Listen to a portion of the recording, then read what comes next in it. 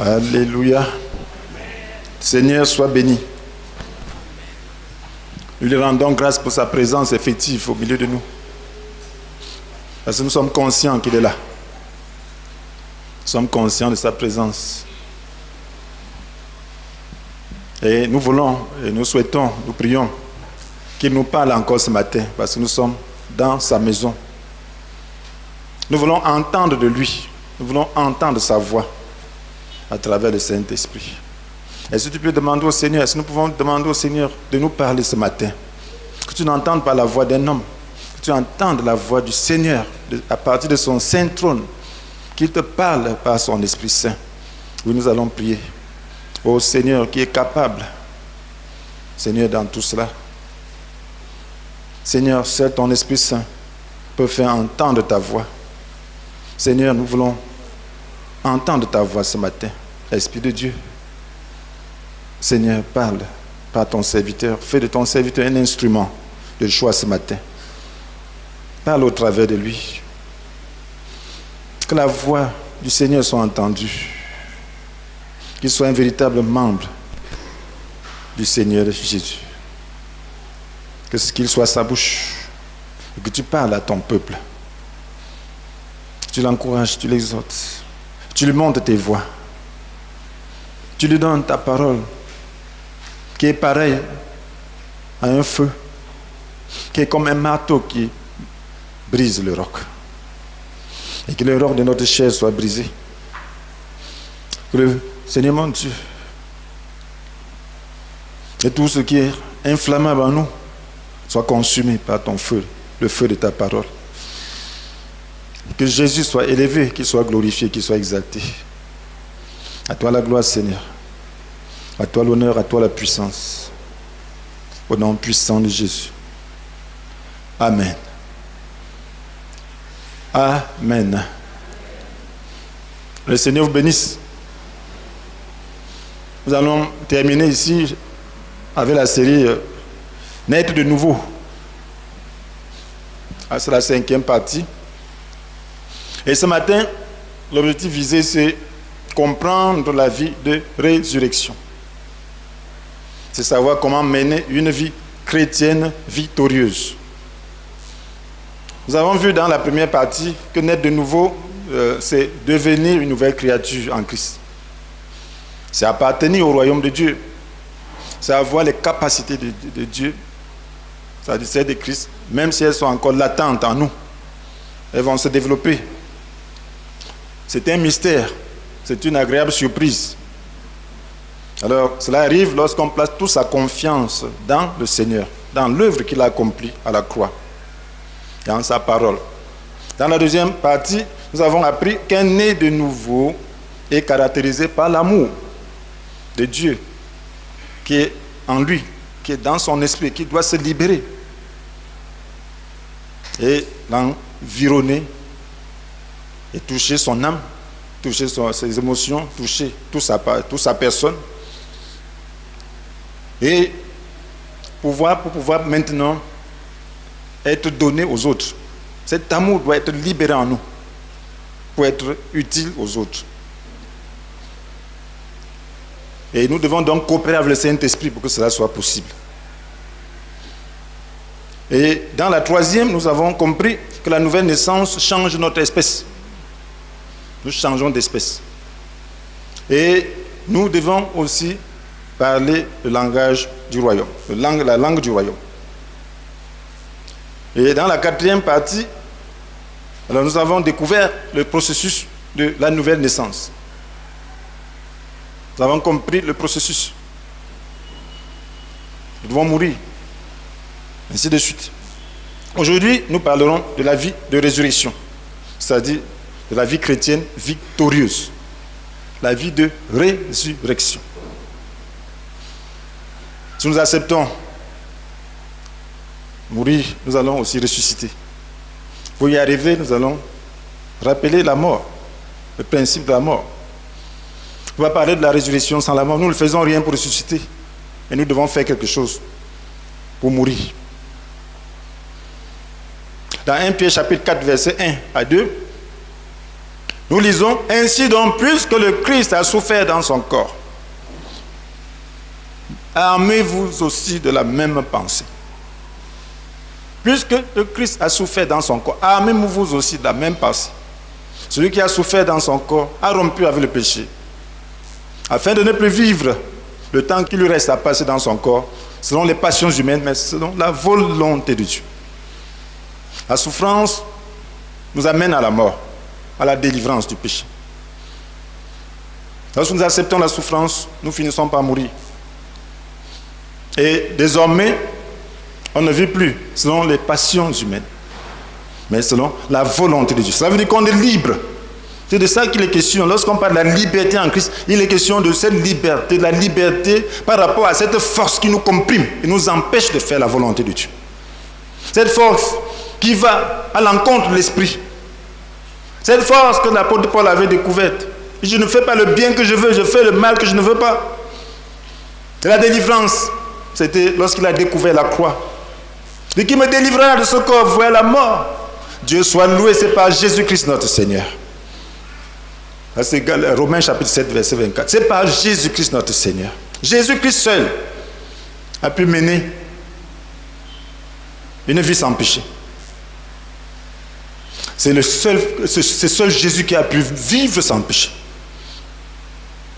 Il est dit d'ailleurs de lui dans Hébreux 4, verset 15. Et c'est la raison pour laquelle il est notre modèle. Parce qu'il a été tenté. La Bible nous dit, en effet, nous n'avons pas un grand prêtre qui serait incapable de se sentir touché par nos faiblesses. Nous n'avons pas un grand prêtre qui se sentirait incapable. Qui serait incapable de se sentir touché par nos faiblesses. Nous sommes faibles, nous sommes dans ce corps. Au contraire, il a été tenté en tout point, comme nous le sommes, mais sans commettre de péché. Au contraire, il a été tenté en tout point. Il était un homme. Quand on dit en tout point, cela veut dire en tout point. Tout point. Il était dans la société comme nous le sommes. Il a été tenté de toutes les façons, comme nous le sommes, mais sans commettre de péché. Alors la résurrection veut dire que nous vivons comme Jésus a vécu ici-bas. La vie de résurrection dont il est question, c'est la vie de Christ pendant qu'il était dans son humanité. Donc ça veut dire que nous devons être tentés, mais sans commettre de péché. Lorsque tu es ressuscité, tu vaincs la tentation. Lorsque tu es ressuscité, tu affrontes la tentation et tu le vaincs. Dieu veut que nous soyons comme Jésus dans son humanité. Cela n'est possible que par la résurrection, qui est un principe biblique à connaître. Présentement, nous avons besoin de prendre ce principe biblique. Lorsqu'on parle de la vie de résurrection, de quoi s'agit-il? La vie de résurrection nous permet de vivre le royaume des cieux présentement. Nous disons souvent que le royaume de Dieu est là. Le royaume de Dieu est déjà là. Il est au milieu de nous. Et lorsque nous croyons, nous sommes introduits dans ce royaume. Mais est-ce que nous le vivons? Est-ce que nous vivons dans ce royaume? Est-ce que nous demeurons dans ce royaume? C'est de ça qu'il est question. Seule la vie de résurrection nous permet de vivre dans le royaume de Dieu. Le royaume des cieux, étant dans ce corps et étant dans ce monde. Cela est possible. Jésus vivait dans le royaume de Dieu, étant dans ce monde, ayant un corps humain. Et c'est la vie de résurrection qui nous permet de vivre comme lui. Vous voyez, lorsqu'on parle de la résurrection, vous devez donc faire attention. Il y a cette résurrection dont nous parlons, qui consiste à être dans ce corps et vivre Jésus dans son humanité. Mais il y a cette résurrection qui viendra lorsque le Christ apparaîtra. Nous avons vu cela dans 1 Jean chapitre 3, verset 2, n'est-ce pas? Oui, la Bible dit que maintenant, dès à présent, nous sommes enfants de Dieu. Et ce que nous serons n'est pas encore rendu manifeste. Et lorsque le Christ paraîtra, nous serons semblables à lui, car nous le verrons tel qu'il est. Donc nous serons transformés. Nous serons semblables à lui dans son corps glorifié. C'est par rapport à son corps glorifié que nous serons semblables à ce temps-là. Nous serons transformés. Ce corps aussi sera transformé pour ne pas être assujetti aux circonstances. Pour ne pas être assujetti à ce monde. Il ne sera plus influençable. Il n'y aura plus question de tentation pour ceux qui auront un corps glorifié. Mais présentement, la résurrection dont il est question, c'est celle qui découle du fait que nous avons accepté les souffrances de Christ. Nous avons accepté de résister au péché jusqu'à la mort. Nous avons accepté de mourir pour le péché. Lorsque nous acceptons ainsi de mourir pour le péché, nous nous identifions à Jésus-Christ dans sa mort. Et nous connaissons donc une vie de résurrection. Nous connaissons la victoire sur le péché. Romains chapitre 6, versets 6 et 11 pourra nous aider à comprendre cela. La Bible nous dit dans Romains chapitre 6, verset 6. Et vous avez besoin de comprendre cela.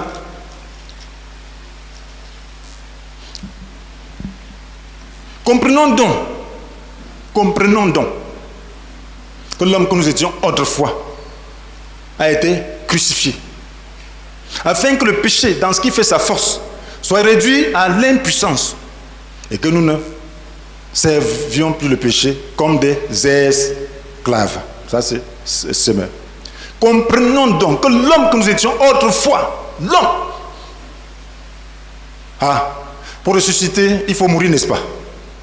Et ici, c'est dans le contexte du baptême. Et c'est en référence à la mort de Jésus. Lorsqu'on baptise, ça illustre le fait qu'on est mort et on est enterré. Et on ressuscite. Et l'apôtre dit ici, la parole de Dieu nous dit ici, que comprenons que par notre identification à Christ, l'homme que nous étions autrefois a été crucifié. Afin que le péché, dans ce qui fait sa force, soit réduit à l'impuissance et que nous ne servions plus le péché comme des esclaves. Nous ne sommes plus esclaves du péché, cela veut dire que nous sommes libres. Amen. Nous sommes libres. Lorsque nous acceptons de mourir, lorsque nous acceptons la mort, lorsque nous résistons jusqu'à la mort, dans notre combat contre le péché, nous disons au péché, je résiste. Christ est mort, je refuse de céder. Je refuse de céder. Ça fait souffrir, mais ça fait mourir. Au terme de cela, on meurt. Par rapport au péché, on acquiert la victoire, on acquiert sa liberté vis-à-vis du péché. Et on est libre. Et on est crucifié. L'homme que nous étions autrefois, le vieil homme,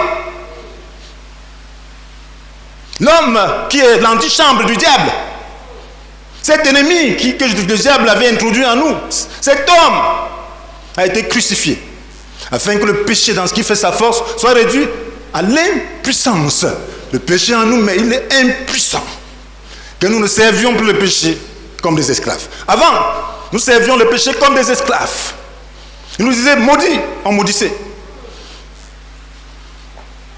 Il disait hé, on haïssait. Dit fornique, on forniquait. Nous disait enivre-toi, on s'enivrait. Et c'était ça. Dit produit la division, on le faisait. Mais cet homme a été crucifié. Et s'il est crucifié, alors tu ne peux plus servir le péché comme un esclave. Voilà pourquoi le chrétien n'est pas un esclave. Voilà pourquoi Jésus dit, si c'est dans le Fils qui vous donne la liberté, vous serez vraiment des hommes libres. Libres. La liberté. On ne doit pas regarder le péché comme un bourreau. Il a été vaincu. On doit le regarder, c'est lui-même qui est esclave. C'est lui-même. Il n'a pas d'autorité sur nous. Lorsque nous acceptons la mort, lorsque nous comprenons le but de la souffrance. Il y a des chrétiens qui ne comprennent pas le but de la souffrance. Et ils ne meurent jamais. Tu fais 50 ans dans la foi. Si tu n'as jamais accepté la mort, tu seras toujours vivant. Et avec le temps, tu seras encore plus vivant. Et ce sera terrible. Il faut accepter la souffrance. Nous avons dit la fois passée qu'il est bon pour l'homme de porter le joug pendant qu'il est jeune. Lamentation 3, 27. Il est bon. Il faut accepter la souffrance le plus tôt possible. Parce que tu seras délivré. C'est le seul moyen pour toi d'être délivré. C'est le seul moyen pour toi de connaître la mort. Pour être comme Jésus. Au verset 11 de Romains 6. La Bible nous dit donc comment? Quoi? C'est aussi par la foi. La Bible nous dit, considérez-vous comme mort pour le péché et comme vivant pour Dieu dans l'union avec Jésus-Christ. Considérez-vous. Ça veut dire que lorsque je me regarde, je dis, Étienne, comme tu es mort pour le péché et vivant pour Dieu dans l'union avec Jésus-Christ. Tu es mort. Tu es mort. Cet homme-là qui porte ce nom, qui a une filiation, tu es mort. Cet homme qui porte ce nom africain, tu es mort. Cet homme qui porte ce nom d'Adam, tu es mort. Maintenant, c'est Jésus qui vit. On doit accepter cela. On doit le déclarer. On doit se considérer ainsi. On doit le croire. Lorsque le péché te tente, tu ne dois pas tomber parce que tu as déjà le corps de Jésus-Christ. Tu peux résister. Tu peux pécher. Tu es vaincu.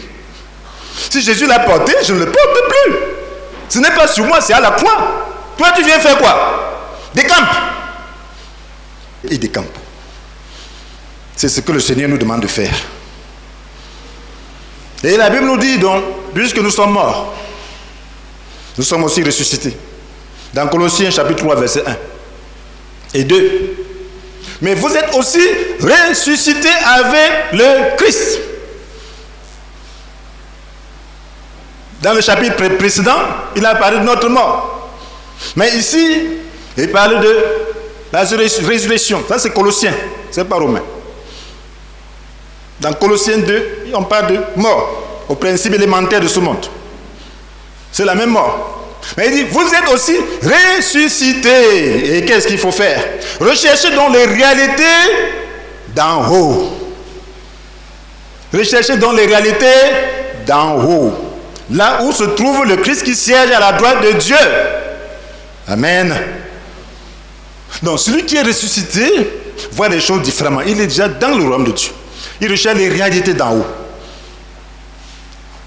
Il dit de toute votre pensée, tendez vers les réalités d'en haut et non vers celles qui appartiennent à ce monde.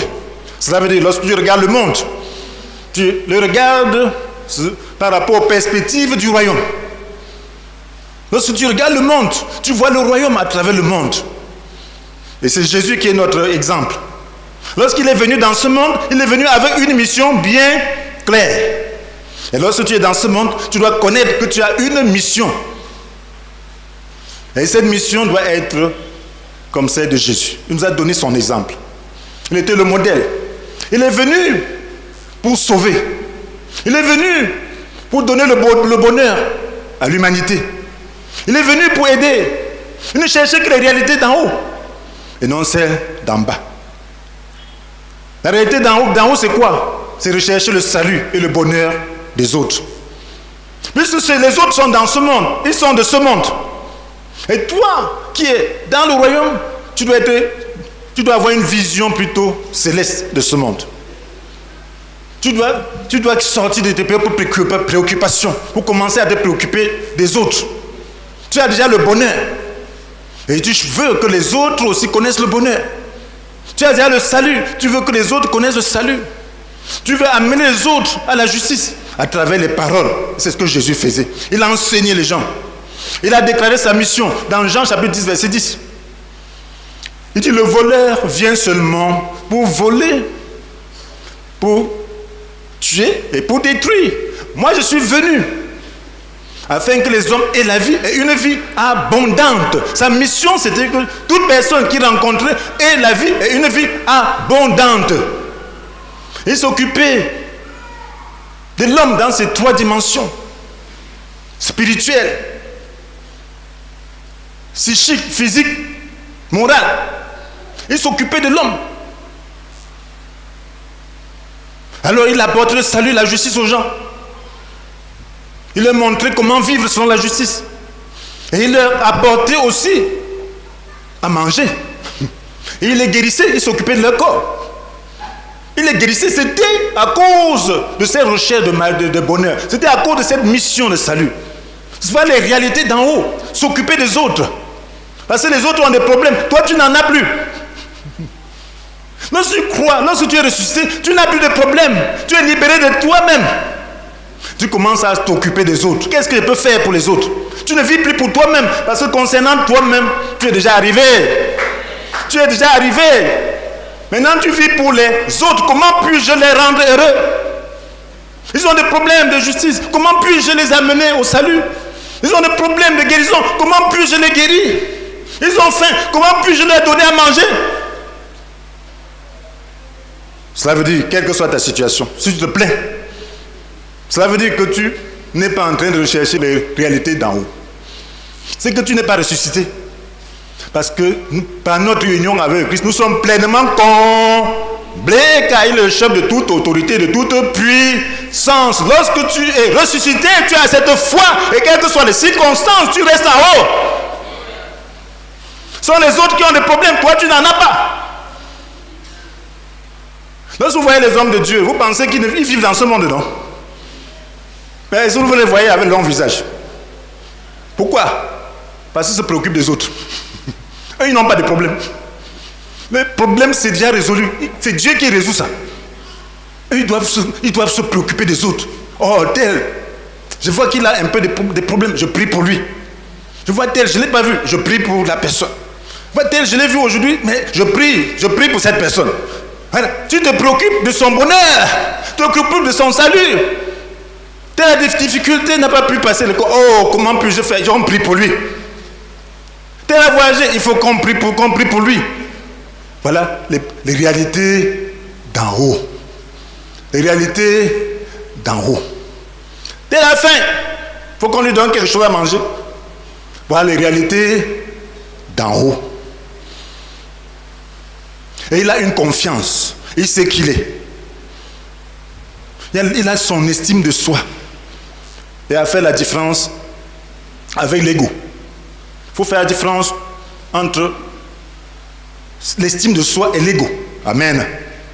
Parce qu'il faut, si ce n'est pas bien compris, c'est un concept qu'il faut bien expliquer. Mais l'estime de soi veut dire quoi? Cela veut dire que tu ne dois pas te sous-estimer en tant que créature de Dieu. Tu dois savoir que tu es une merveilleuse créature, quel que soit ce que tu penses être. C'est ce que la Bible nous dit dans Somme 139, verset 14. Amen. Oui, tu m'as fait ce que je suis. Amen. Tu as fait de moi une créature merveilleuse. Amen. Tu fais des merveilles, je le reconnais bien. Alléluia. Oui, c'est ce que la Bible nous dit. Tu as fait de moi une créature merveilleuse. Dieu t'a façonné, il t'a tissé comme dans le centre de la terre, comme dans les profondeurs de la terre. Je n'étais encore qu'une masse informe, tu me voyais. Et dans ton registre se trouvait déjà inscrit tous les jours que tu m'avais destiné alors qu'aucun d'eux n'existait encore. Tu es une merveilleuse créature que Dieu a façonnée, tissée. Et tu dois t'estimer ainsi. Le roi Salomon, le roi David s'est estimé ainsi. Donc tu n'es pas inférieur à qui que ce soit. En Christ, tu es l'image de Dieu. Et parce que tu es l'image de Dieu, que tu sois pauvre, que tu sois riche, que tu sois africain, que tu sois court, que tu sois gros, que tu sois géant, que tu sois mince, tu as une valeur égale devant Dieu parce que tu es son image. Donc il ne faut pas qu'un riche passe, tu te sous-estimes. Tu dis que non. Même le plus riche du monde, je ne peux pas me sous-estimer devant lui. Parce que j'ai l'estime de moi-même qui est en Christ, une valeur en moi-même qui est Christ. Et je suis fier de cette valeur. Je ne me sous-estime pas. Que ce soit noir, que j'ai le nez écrasé, je suis une merveilleuse créature. Je suis fier de ce que je suis en Dieu. Je dois accepter ce que Dieu a fait de moi. Et être fier de ça parce que je suis l'image de quelqu'un. Voilà ce qu'on appelle l'estime de soi-même. Ça ne veut pas dire l'ego, le moi. Non. La Bible prescrit toujours l'humilité. Mais tu dois être fier de ce que tu es en Christ. De ce que Dieu a fait de toi. Amen. Commence par regarder l'autre. Oh, si j'étais comme l'autre. Non. L'autre est en train de demander aussi si j'étais comme tel. Et ainsi de suite. S'il est dans la même situation. Mais qui va ressembler à qui? Il faut accepter. Dieu t'a créé ainsi pour un rôle. Amen. Accepte ce que tu es et assume cela et sois content, sois heureux et loue Dieu, adore Dieu pour cela. Le temps vient où ce corps sera changé. Nous vivons maintenant dans un corps qui se dégrade. Accepte même ta vieillesse. Amen. Parce que tu es en train d'être renouvelé à l'intérieur. Alléluia. Il y a des gens qui ont peur d'être vieux. Tu vas être vieux de toutes les façons. Alléluia. Accepte. Mais tu as une valeur devant Dieu. Et cette vie, ce corps de résurrection que tu auras ne se dégradera plus jamais. Dieu a permis la vieillesse pour nous briser, pour qu'on puisse compter sur lui. Parce qu'il a vu qu'on était trop orgueilleux. Alléluia. Il faut qu'il nous brise. Donc, le corps de résurrection, l'œuvre de Jésus-Christ se résume à la croix. À la croix, qu'est-ce que Jésus a fait? Il y a une chose que nous devons reconnaître. Il y a un résumé. Il y a une partie de ce passage. La Bible dit, on l'a frappé, il s'est humilié. Il n'a pas dit un mot.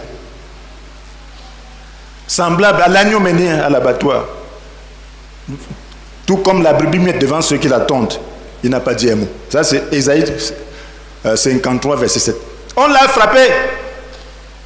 On a frappé qui? Jésus. Où? Lorsqu'il était sur le chemin de la croix. Il n'a pas dit un mot. Ça résume. Lorsqu'on nous frappe, qu'est-ce que nous faisons? Nous parlons. Lorsqu'on dit on l'a frappé, il n'a pas dit un mot. Il était dans ce corps auquel nous aspirons être, le cœur de résurrection. Il était le modèle de résurrection que nous devons avoir. Et ce modèle, cette vie d'en haut,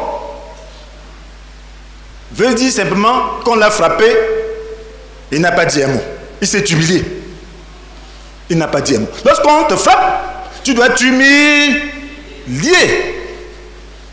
Vous savez ce qui fait rendre? C'est l'orgueil.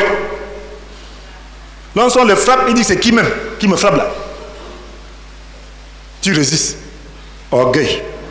Mais lorsqu'on te frappe, la première chose à faire, c'est de t'humilier. Si tu t'humilies, ça veut dire que tu es en train de rechercher les réalités d'en haut. Parce que dans ce royaume, c'est l'humilité. Même Dieu lui-même est humble. S'il n'était pas humble, il aurait rasé la population mondiale d'un regard. Voilà une petite créature qui montre le coup de poing vers le ciel. Que si Dieu existe, qui m'empêche que je parle, que j'ouvre la bouche, Dieu le regarde. Il dit, c'est un enfant, il ne sait pas ce qu'il fait. Il dit, voilà, il n'a pas arrêté, ça veut dire qu'il n'existe même pas. Voilà comment les gens font les conclusions. Mais il est là, il regarde. On l'insulte, on fait n'importe quoi, il regarde. Mais si c'était un homme, s'il était orgueilleux, tu allais faire comme ça, il te fait, il te rend mieux. Tout de suite. Oui, il démontre sa puissance. Donc Dieu n'est pas là, il n'utilise pas sa puissance pour la vanité. Amen. C'est un orgueilleux qui utilise sa puissance pour la vanité. Lui, il n'est pas orgueilleux.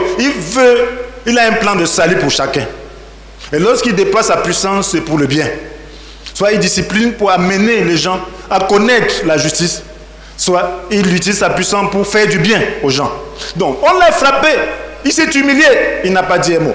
Qu'est-ce que nous faisons lorsque nous sommes frappés verbalement? Lorsqu'on nous calomnie, lorsqu'on nous méprise? Ça c'est frapper, ça c'est recevoir des coups psychologiques. Qu'est-ce que nous faisons? On parle, on se plaint, on se soucie. C'est qu'on ne suit pas le modèle de Christ. C'est qu'il y a quelque chose à faire. On doit mourir. Un cadavre ne réagit pas. Taper sur un cadavre, il ne réagira pas. Et si maintenant tu es ressuscité, ça veut dire que ce n'est plus cette personne-là. Tu tapes quelqu'un qui est déjà ressuscité, il ne sent plus ton coup. Il résiste. S'il y a la tentation, il résiste à la tentation, même s'il sent. Lorsque ce qu'il sent, c'est la tentation de réagir, il refuse. Il dit, je suis ressuscité. Je veux son bien. Je ne veux pas le maudire. Je veux le bénir. Je ne le maudirai pas. Les circonstances te tapent. Les gens te contraignent à faire des choses. Oui, on te refuse tes droits. Tu ne maudis pas. Tu t'humilies. La première chose, c'est l'humilité. Parce que l'humilité précède la gloire. Lorsque tu t'humilies, c'est Dieu qui prend le dessus, qui prend la relève. Ce n'est pas à toi la vengeance, c'est à Dieu. Et tu ne veux pas que Dieu puisse faire du mal à ton ennemi. Tu veux qu'il lui fasse du bien. Tu veux simplement qu'il lui ouvre les yeux. Jésus, on l'a frappé, il s'est humilié, il n'a pas dit un mot. Mais quelle est notre attitude? Voilà ce que nous devons cultiver. À travers cela, nous devons savoir si nous sommes ressuscités ou pas. Nous devons savoir comment résister à la tentation. Chacun peut être tenté de dire un mot, mais il faut résister. Quand tu ne parviens pas à résister, ça veut dire que tu n'es pas encore mort par rapport à cet aspect-là. Cherche la mort par rapport à cet aspect de ta vie. Je cherche la mort. Alors tu comprendras l'espérance que tu as à résister. Dans Matthieu chapitre 5, versets 11 et 12. Heureux serez-vous quand les hommes vous insulteront et vous persécuteront. Heureux. Cela veut dire que lorsque quelqu'un t'insulte, lorsqu'il te persécute, tu dois être heureux. Au lieu d'être malheureux, la Bible dit que tu dois être heureux. Pourquoi? Parce que lorsque tu supportes, c'est un moyen de Dieu de te couronner, c'est un moyen de Dieu de te récompenser, c'est un moyen de Dieu de te donner du trésor dans le ciel. C'est par la vie de résurrection qu'on sera récompensé là-haut. Heureux serez-vous quand les hommes vous insulteront et vous persécuteront. Lorsqu'ils répandront toutes sortes de calomnies sur votre compte à cause de moi, réjouissez-vous. Soyez alors heureux. Car une magnifique récompense vous attend. Amen. Vous serez ainsi comme les prophètes d'autrefois. Eux aussi ont été persécutés.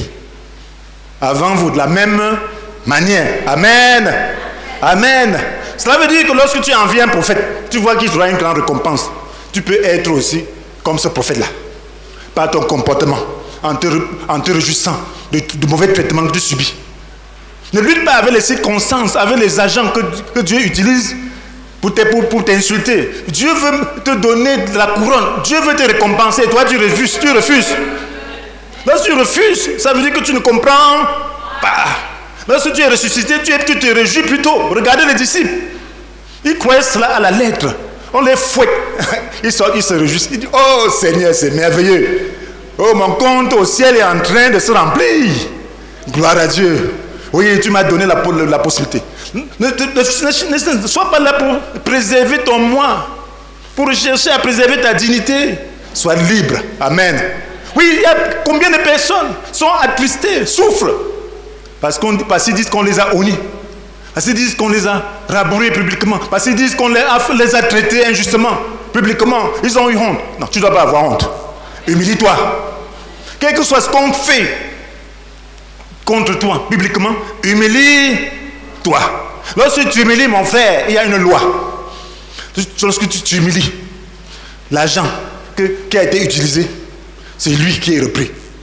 Tout le monde sera unanime que cet homme-là a mal fait. Amen. Oui, les gens vont te soutenir. Mais lorsque tu dresses ton cou, il y a division. Il y a division. Tu es en train de créer la division. Mais lorsque tu humilies, il y a unanimité. On dit non, comment il peut traiter quelqu'un comme ça? C'est pas bon. Amen. Ce n'est pas toi qui juges, c'est les autres qui vont juger. C'est Dieu qui va juger. Alléluia.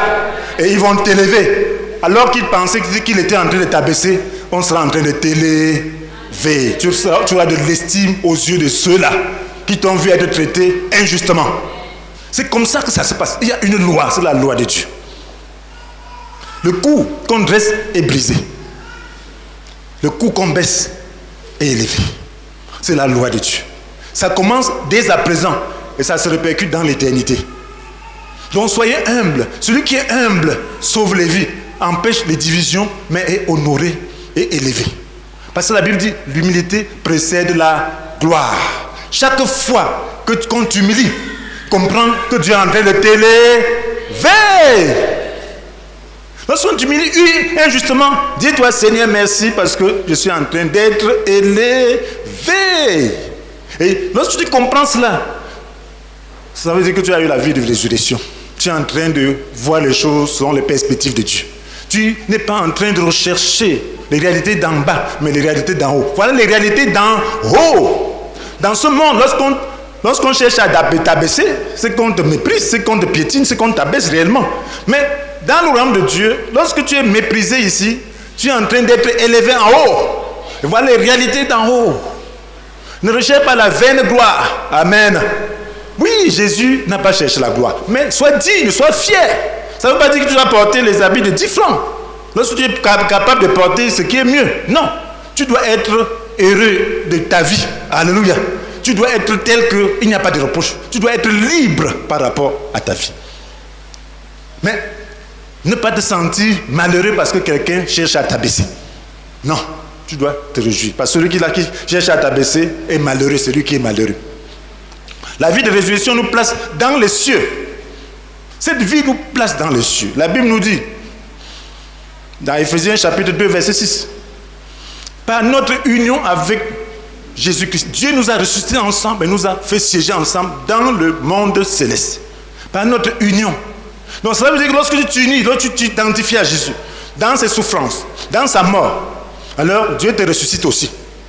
Et il te place, lorsque tu es ressuscité, tu es placé là-haut. Nous utilisons souvent ce passage, mais sans comprendre même son contexte.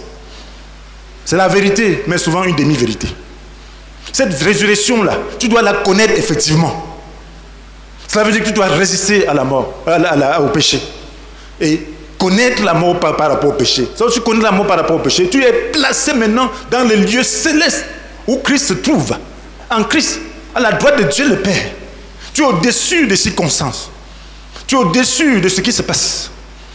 Tu es en haut. Et là, Christ est placé au-dessus de toute autorité, de tout pouvoir, de toute souveraineté, de tout cela, de tout nom qui puisse être cité, non seulement dans le monde présent, mais encore dans le monde à venir. Cela veut dire que tu es au-dessus des choses.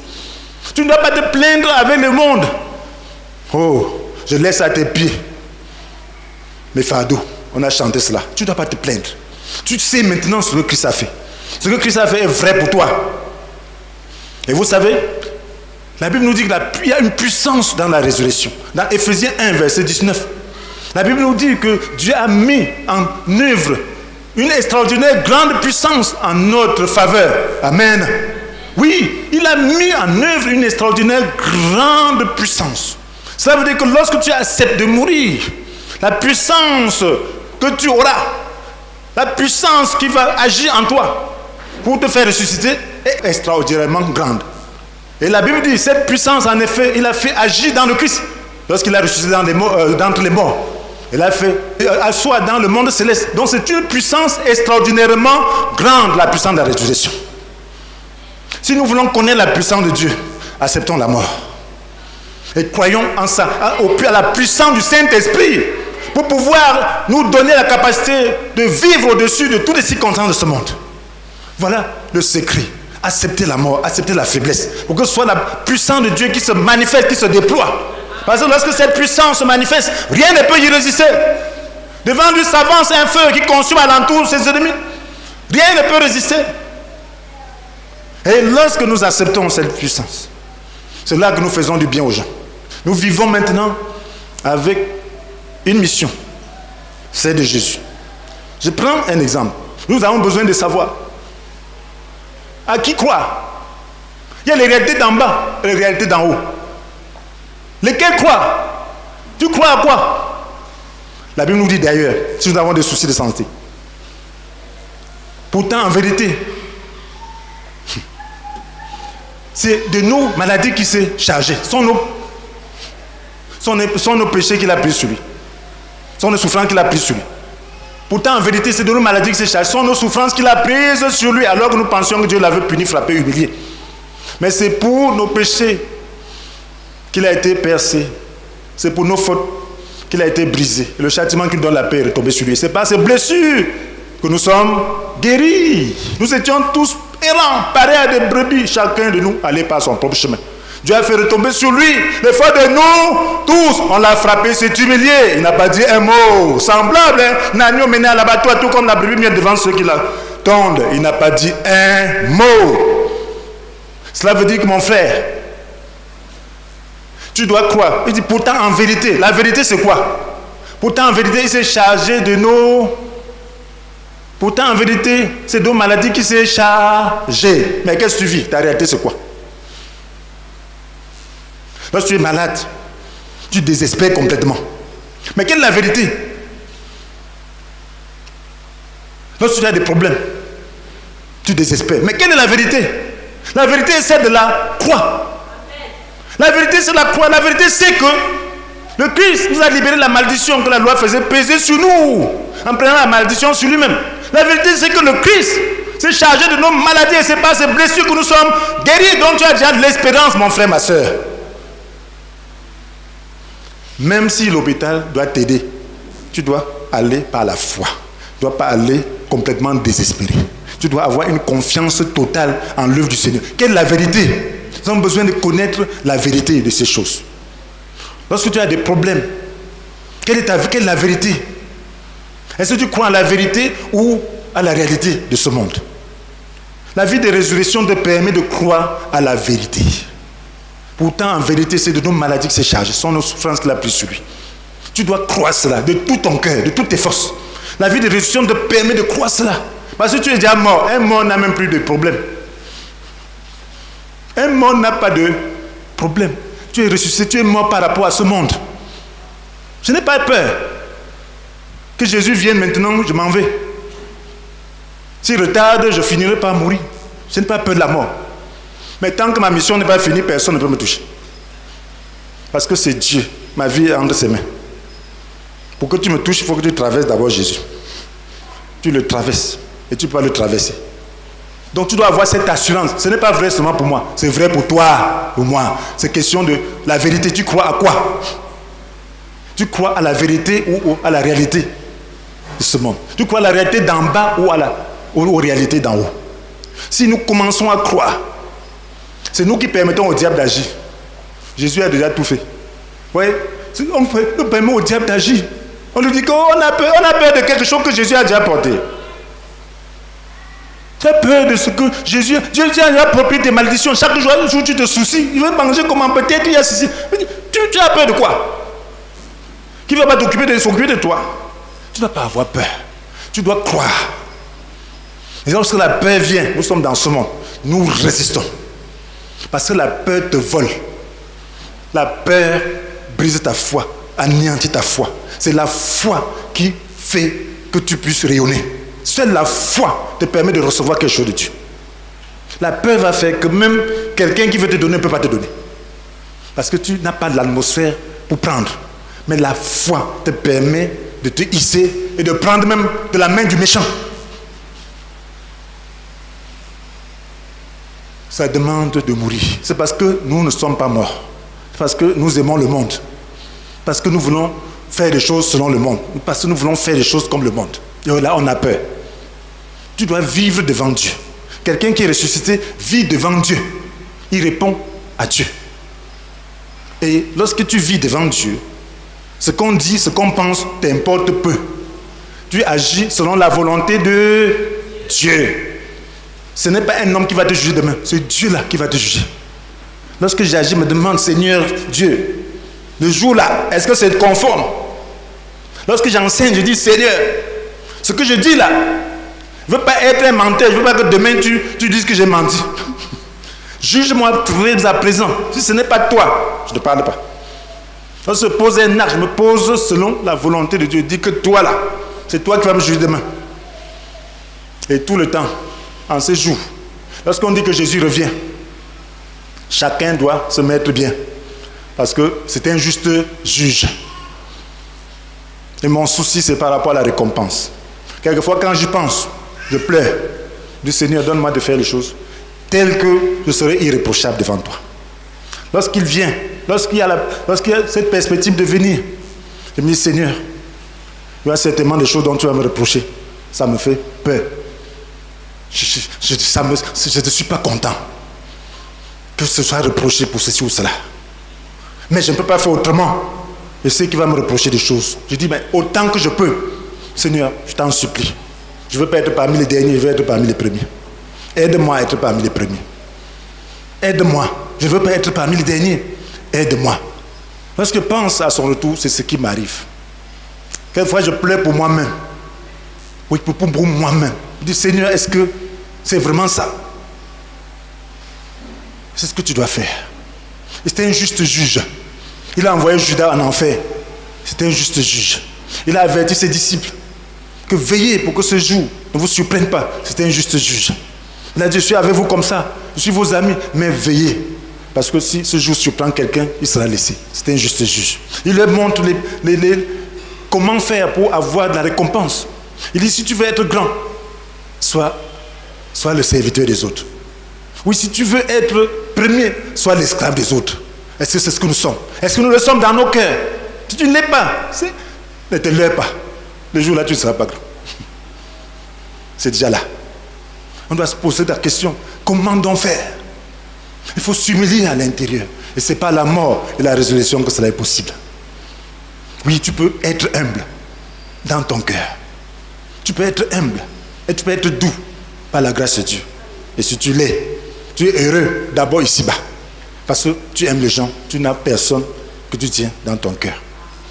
Ta récompense commence dès à présent, mon frère, ma soeur. Le Seigneur nous dit, pour terminer dans 1 Pierre chapitre 5, verset 5, déchargez-vous sur lui de tous vos soucis, car il prend soin de vous. Déchargez-vous sur lui. Donc celui qui est ressuscité a aussi des préoccupations. Mais la Bible dit, déchargez-vous. Cela veut dire qu'il est tenté par les soucis. Les soucis, c'est une puissance qui vient t'accabler. C'est une puissance d'incrédulité. Parce qu'en réalité, on ne devrait même plus avoir de soucis. Parce que Jésus a tout accompli. Mais le diable apporte ces soucis. Il te dit que Dieu ne pourra pas vraiment répondre. Non. Lorsque tu es tenté ainsi, décharge-toi. Le péché se trouve à la croix. Les maladies se trouvent à la croix. La malédiction se trouve à la croix. C'est sur Jésus-Christ. Ça ne t'appartient plus. Donc, ne porte plus. Fais tout et tout pour les déposer là-bas. Fais tout et tout pour poser à ses pieds. Et lorsque tu poses à ses pieds, il dit maintenant, ne vous laissez pas distraire. Soyez vigilants. Votre adversaire, le diable, rôde autour de vous comme un lion rugissant qui cherche quelqu'un à dévorer. Résistez-lui en demeurant ferme dans la foi. Il est question de résister pour devenir ferme dans la foi. Donc nous devons résister au diable. Il y a la tentation. Une vie de résistance veut dire que tu discernes le diable, tu lui résistes dans ta vie. Il veut te voler de ce côté, tu résistes. Avec une foi ferme, tu dois demeurer dans l'œuvre de la croix. Tu ne dois pas laisser ça. Si tu n'arrives pas à croire, prends le temps, prie, recherche cela, écoute la parole, revois la parole et affirme cela, résiste au diable. Parce que Jésus n'a pas deux missions. Il est venu pour que les hommes aient la vie et une vie abondante. Il veut te donner cette vie et c'est l'incrédulité qui peut te voler cela. Résiste. Et si tu le fais, tu vas demeurer. Voilà la réalité d'en haut. Être sur le trône. Celui qui est sur le trône domine ce qui est en bas. Tu dois dominer ce qui est en bas, quelle que soit la situation. Domine. Parce que tu en as les moyens. Si tu le fais, tu vas voir la gloire de Dieu. Place ta confiance dans la parole, dans l'humilité. Et fais-le. Résiste. Le diable est tenace. Donc il faut lui tenir ferme. Tenir. Il va sentir que non. La parole va triompher. Parce que c'est comme un feu. C'est comme un marteau. Ça va finir par le briser. Ça va finir par le consumer. Et là, mon frère, pour nous résumer, la vie de résurrection découle de notre abandon à Dieu. Quand nous lui offrons notre corps comme un sacrifice vivant, cela découle de notre abandon à Dieu. Quand nous offrons à Dieu notre corps comme un sacrifice vivant, ça c'est Romains 12, versets 1 et 2. On dédie son corps à Dieu ainsi pour ne chercher désormais que sa volonté. Sa volonté c'est quoi? C'est ce qui est bon, ce qui lui plaît, ce qui est parfait. Voilà ce qu'on recherche désormais. Tu recherches sa volonté. Sa volonté c'est quoi? Ce qui est bon. Ce qui est bon. Ce qui lui plaît, ce qui est parfait. Si tel est le cas, le feu de l'autel de la croix agira pour nous embraser et nous donner la capacité de mener la vie de Christ dans son humanité. Donc si tel est le cas, le feu de l'autel de la croix agira pour nous embraser et nous donner la capacité de mener la vie de Christ dans son humanité. Voilà notre but. Si nous déposons nos vies, l'autel du Nouveau Testament, la Nouvelle Alliance, c'est la croix. L'autel de l'Ancienne Alliance, c'était quelque chose qu'on avait bâti en pierre. On posait le sacrifice là. Mais l'autel de la nouvelle alliance, c'est là où Christ s'est offert lui-même. Il est allé à la croix et il nous demande de nous offrir. Nous devons offrir dans nos vies en acceptant la croix dans notre vie. Si nous le faisons, le feu sortira de cet autel. Il est venu allumer un feu. Et ce feu-là est allumé. Ce feu se trouve à l'autel. Alors le feu nous délivrera. La puissance de Dieu agira. Et nous serons en mesure de mener la vie de Christ dans son humanité, mes frères et sœurs. Cela demande d'avoir une communion constante avec Christ pour recevoir toujours son secours. Nous avons besoin d'avoir une communion constante, une relation constante avec Christ pour avoir toujours son recours. Et c'est pour cela qu'il est écrit dans Hébreux 4, verset 16. Approchons-nous donc du trône du Dieu de grâce avec une pleine assurance. Là, Dieu nous accordera sa bonté et nous donnera sa grâce pour que nous soyons secourus au bon moment.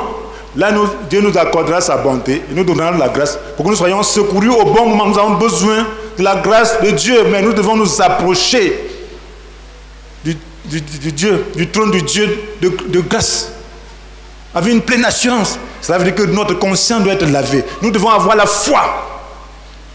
Et là, nous allons recevoir la bonté de Dieu. Et il nous donnera aussi la grâce pour que nous soyons secourus au bon moment. Sache que mon frère, dans toutes circonstances, tu seras secouru au bon moment. C'est lui qui pardonne tous tes péchés, qui t'arrache à la tombe, qui te guérit de toute maladie, qui te couronne de tendresse et d'amour, qui te comble de bonheur tout au long de ton existence. Et ta jeunesse, comme l'aigle, prend un nouvel et sort. Ça, c'est le psaume 103. Ta jeunesse, il te comble de bonheur tout au long de ton existence. Tu auras toujours son secours. Tu t'approches du trône de Dieu de grâce avec une pleine assurance. Une pleine assurance. Une pleine assurance. Ne doute pas de son secours. Il t'accordera sa bonté. Sa bonté, c'est pour toi. Il te donnera la grâce pour que tu sois secouru au bon moment. Au bon moment. Ne te soucie donc pas. Aie confiance. Dieu m'a toujours secouru au bon moment. Il y a des moments où je me demandais d'où pouvait sortir le secours dans ma vie. Et c'est venu comme un miracle. Plus que je ne pouvais espérer. C'est ça la vie. C'est ce que nous vivons. Je vis cette vie depuis longtemps. Je peux être très content de ça. C'est une aventure avec Dieu. Aujourd'hui, tu ne sais pas comment ça va se passer. Mais tu dois être sûr que ça va bien se passer. Tu t'approches du trône du Dieu de grâce. Ça va te passer. Lorsque tu es malade, ne commence pas à imaginer toutes sortes de maladies. Tu vas à l'hôpital, les médecins font leurs recherches sur toi. Tu commences à t'inquiéter de tout. Non, fais confiance au Seigneur. Alléluia. Sache qu'il te comblera de bonheur tout au long de ton existence. Et ta jeunesse, comme l'aigle, prendra une nouvelle et sort. Lorsque l'oiseau veut se poser, il survole encore. Lorsqu'on pense que tes forces vont finir, tu es encore en train d'aller. Tu vas encore plus loin. Lorsqu'on pense, le diable pense qu'il va t'anéantir, c'est là que tu émerges encore. Il a le vertige. Parce que ce n'est pas lui.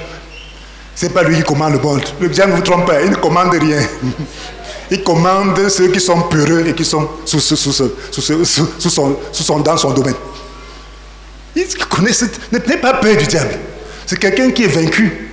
Il agit par la peur. Comme un lion. Comme ça, quand tu as peur, tu n'as plus le secours. Tu commences à fuir même loin de ton Dieu.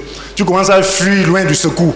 Il y a des gens qui ont peur, ils ont des problèmes, au lieu de venir à l'église, recevoir même la parole qui va les aider, ils s'enfuient. Ils vont même plutôt chez les marabouts, chez le diable, les agents du diable. Pour qu'ils les mettent des potions, les démons qui vont les contrôler. Au lieu de chasser les démons, on cherche à mettre les démons. Le démon est l'ami de personne. Hein. Quand il est là, il va toujours faire sa volonté. Hein. Son dessein qui est de voler, tuer, détruire. Mais si tu as Dieu, même si tu penses que ce n'est pas bon, sa volonté c'est de te donner une vie, et une vie abondante. Amen. Même si tu passes par des circonstances, il veut seulement te briser pour faire sortir cette vie. Pour que cette vie soit parfaite. Alléluia. Alléluia. Alléluia. Est-ce qu'on peut acclamer le Seigneur? Oh Seigneur, tu nous accordes ta grâce. Oh Seigneur. Oh Seigneur, je t'aime Seigneur. Oui, je l'aime mon frère. Il faut aimer le Seigneur. Alléluia. Alléluia. Veux-tu maintenant changer d'attitude à l'égard des traitements que tu subis de la part des autres? Veux-tu changer d'attitude? Pas dire que celui-là t'a humilié. Si tu voyais ce que Dieu attendait de toi, tu n'allais même pas maudire cette main-là qui te frappe. Tu allais plutôt la bénir. C'est comme quelqu'un qui est en train de donner l'argent. Tu dis que va-t'en. Je ferme le poing comme ça avec les mains remplies d'argent, il te tend. Tu tapes, va-t'en, alors que tu es dans le besoin. Parce que tu n'as pas vu. Alléluia. Oui, c'est comme ça. Donc, accepte. Veux-tu maintenant changer d'attitude à l'égard des traitements que tu subis de la part des autres? Et les bénis désormais plutôt que les maudits. Parce que tu recherches les réalités d'en haut. Et que tu sais ce que ces insultes et cette dureté supportée te vaudront devant Dieu. Ce sont les couronnes.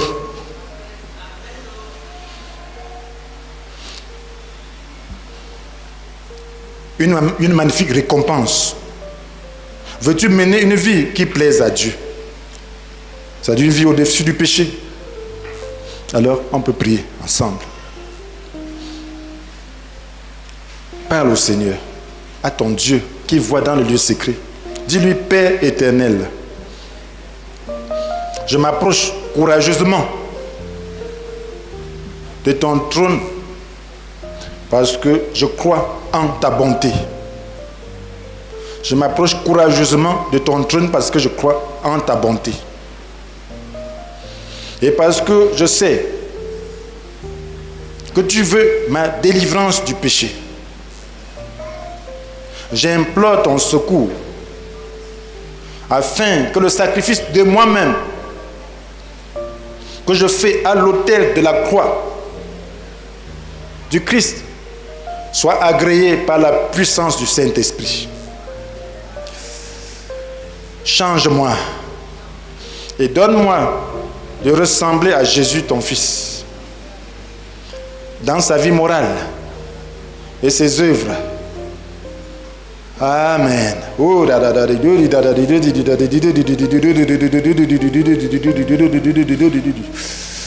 Oh, merci Seigneur. Merci Seigneur, merci pour ton Esprit Saint. Merci pour ton Esprit Saint. Merci, merci, merci, merci, merci, merci. Merci pour la puissance de la résurrection. Merci parce que nous ne serons plus jamais les mêmes. Merci parce que tu as vaincu le monde. Tu as dit, vous aurez des tribulations dans ce monde. Mais prenez courage, j'ai vaincu le monde.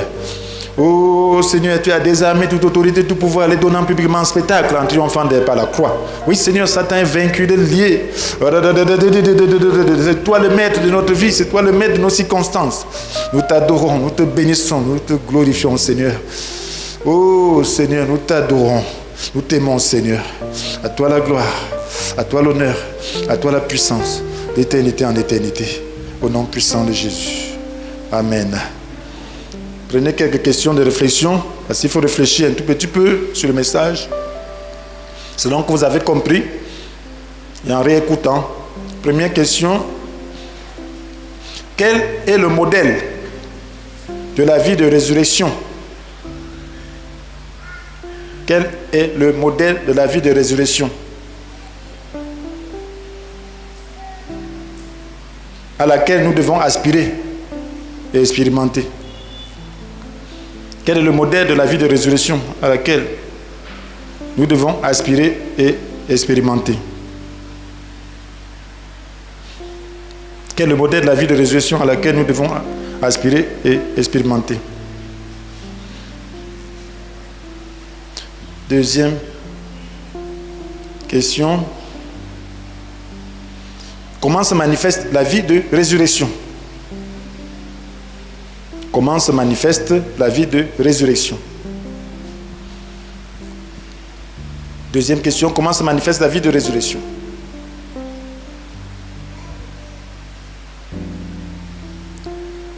Troisième question. En quoi consistent les réalités d'en haut et celles en quoi consistent les réalités d'en bas et celles d'en haut? En quoi consistent les réalités d'en bas et celles d'en haut? En quoi consistent les réalités d'en bas et celles d'en haut? Ça, c'est la troisième question. En quoi consistent les réalités d'en bas et celles d'en haut? Quatrième question. Quelle est la position de celui qui est ressuscité? Quatrième question. Quelle est la position de celui qui est ressuscité? Quelle est la position de celui qui est ressuscité? Quelle est la position de celui qui est ressuscité? Cinquième et dernière question. Quel est l'avantage du ressuscité?